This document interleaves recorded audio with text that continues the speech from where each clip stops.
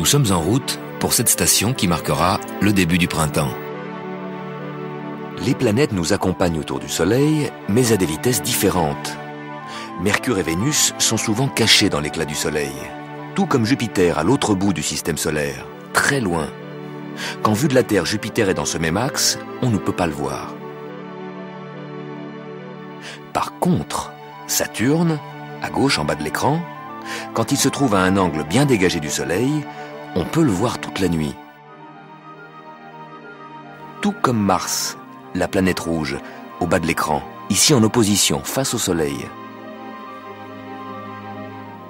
Vu de la Terre, on peut se servir de la toile de fond du zodiaque pour se repérer. Le zodiaque, c'est ce ruban imaginaire dans lequel apparaissent les groupes d'étoiles, les constellations, visibles au loin, derrière les planètes. Quand le Soleil est en Capricorne, les planètes qui passent également en Capricorne restent invisibles.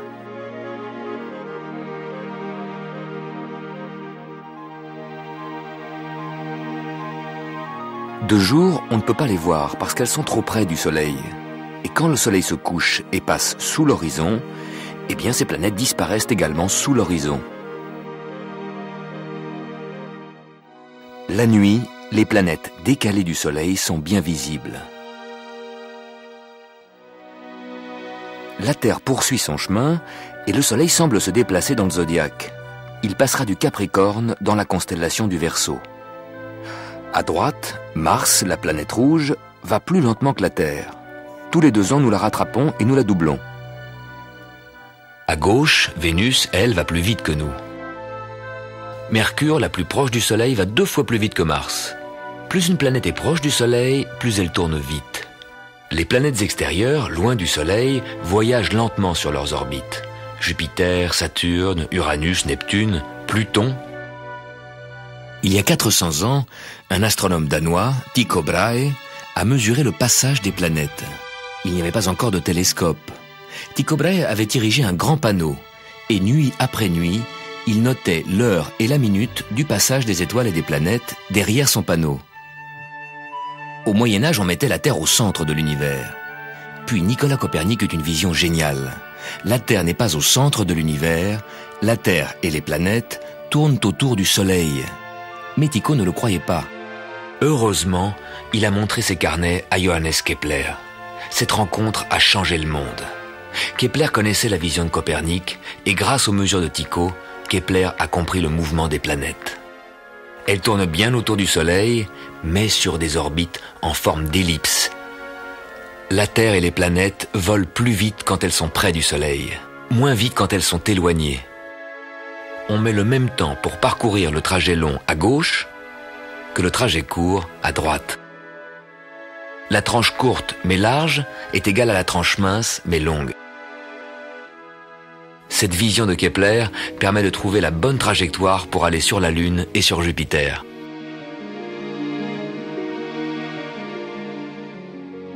Mais notre calendrier aussi dépend des lois de Kepler et de la vitesse variable de la Terre.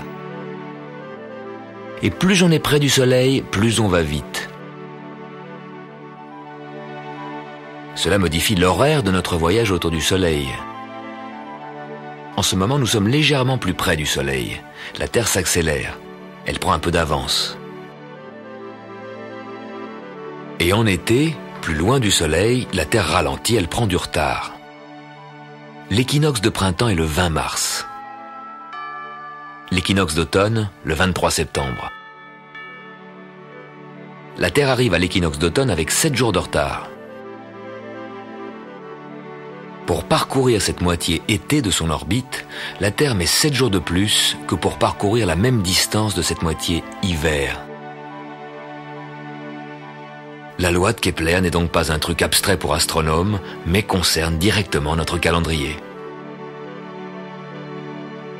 En ce moment, nous sommes ici. On prend de l'avance. Tous les 2 ans, Mars ne suit plus le mouvement des autres planètes. Il commence à revenir en arrière.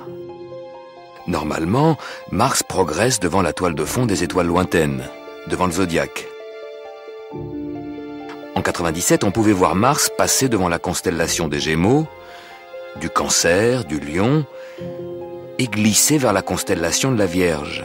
Mais là, au lieu de passer en Vierge, Mars revient vers la constellation du Lion.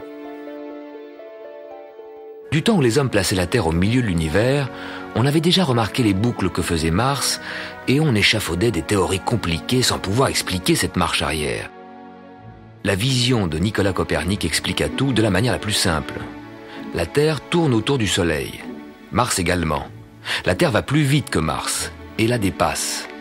Et pendant ce dépassement, Mars, devant la toile de fond des étoiles, semble rétrograder. Au bout de 2 mois, Mars reprend sa course habituelle qu'il n'a en réalité jamais inversée.